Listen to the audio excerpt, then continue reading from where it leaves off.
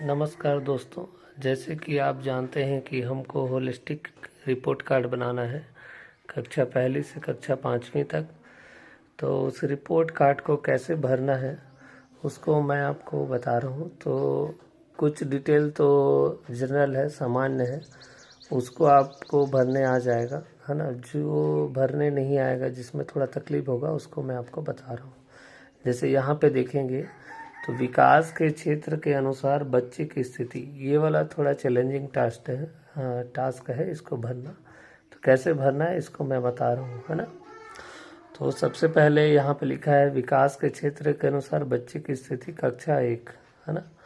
तो इसको कैसे भरना है, सबसे पहले यहाँ माह भरना है, किस माह में आप आकलन किए हो, है ना। तो मैं यहाँ भर दे रहा हूँ सितंबर। ठीक है, सितंबर 2024 में मैंने पहला आकलन किया है और तिमाही परीक्षा भी उसी समय होता है। उसके बाद सितंबर के बाद मैंने दूसरा आकलन का मंथ डाला है दिसंबर। ठीक है, और तीसरा आकलन का मंथ मैंने डाला है मार्च 2025। ठीक है, तो यहाँ पर आप उसको डेट भर देंगे और मंथ भर देंगे।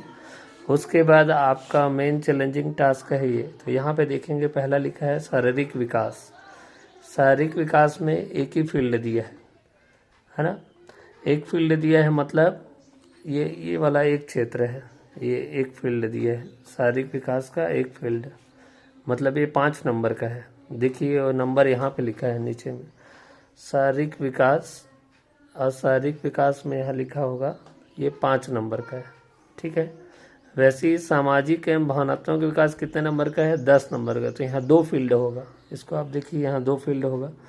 यहाँ देखिए सामाजिक और भावनात्मक विकास, यहाँ 2 फील्ड है, 1 और 2, ये दोनों मिला के आपका 10 नंबर होगा। वैसे ही आपका बौद्धिक विकास, तो बौद्धिक विकास देखेंगे तो 1 2 ठो है, तो ये दोनों मिला के 10 नंबर होगा। तो यहाँ बौद्धिक विकास देखेंगे तो यहाँ कितना है, 10 नंबर। कैसे भरना है उसको मैं बता रहा हूँ, एक को भर के बता रहा हूँ। जैसे शारीरिक विकास को भरना है, तो शारीरिक विकास में लिखा है शरीर के विभिन्न अंगों की पहचान करता है, खेलों में उनका उपयोग करता है ना। तो बच्चा का स्थिति के अनुसार आपको यहाँ भरना है। तो यहाँ पे मार्क्स दिया है, 1 अंक कब मिलेगा, जब सहयोग देने पर कर लेता है तब 1 नंबर देंगे। 3 अंक कब देंगे, जब स्वयं से कोशिश करता है और कार्य पूर्ण कर लेता है। 5 अंक कब देंगे, जब बेहतर प्रदर्शन करता है। तो यहाँ पे अंक का निर्धारण यहाँ दिया है, टोटल 10 होगा। अच्छा, टोटल इसमें 10 नहीं होगा, इसमें 5 होगा। शारीरिक विकास में केवल एक ही फील्ड दिया है, तो यहाँ 5 नंबर होगा, है ना। तो मैं इसको दे रहा हूँ यहाँ पे फर्स्ट आकलन में 3 नंबर दे रहा हूँ।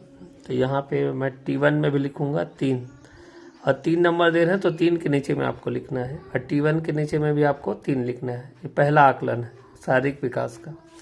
उसके बाद दिसंबर में मैंने इसका आकलन किया, तो इसको आकलन किया तो ये 5 मिला है इसको, है ना। यहाँ पे इसको T2 में भी क्या लिखना पड़ेगा, 5, और 5 के नीचे में आपको 5 लिखना पड़ेगा। वैसे ही मार्च में फिर आकलन हुआ है, तो इसका आकलन का डाटा मेरे पास है, उसी को देख के मैं चढ़ा रहा हूँ।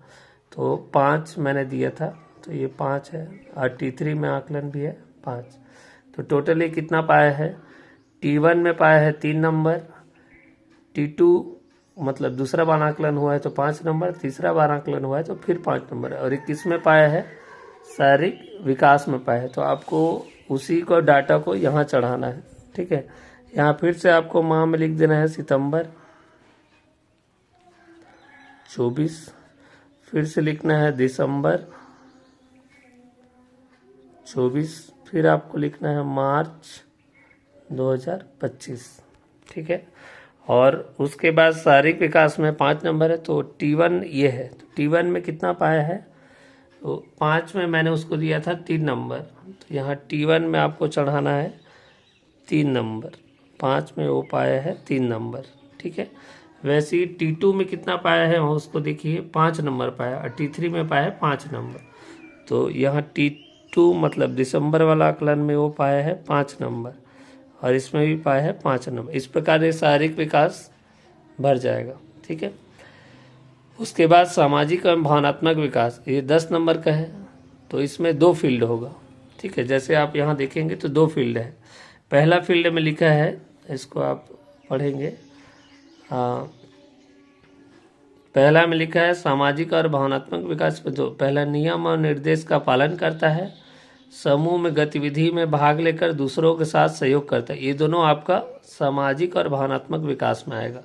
तो ये 5 नंबर और ये 5 नंबर, 5 5 10 नंबर। इसको कैसे फिलअप करना है, जैसे मैं यहाँ नंबर डाल रहा हूँ, निर्देश और नियम का पालन करता है, तो यहाँ पे ये पाई है 3 नंबर, और समूह में गतिविधि करती है तो ये करती है, तो यहाँ 5 नंबर, ये भी आ गया 5, ये हो गया 3, तो 5 3 हो गया 8 नंबर। तो 8 नंबर आपको यहाँ चढ़ा देना है T1 में, 8 नंबर। तो उसके बाद फिर यहाँ दिसंबर में आकलन करना है, तो दिसंबर में इसका आकलन किए हैं, तो ये पाई है 5 नंबर इसमें, और इसमें 5 नंबर, तो 5 5 हो गया 10 नंबर।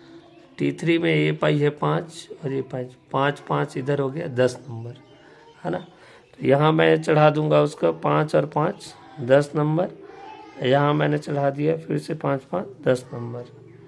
इसका आपको औसत भी निकालना है, तो औसत कैसे निकालेंगे, तीनों को जोड़ के 3 से भाग दे देंगे तो औसत निकल जाएगा।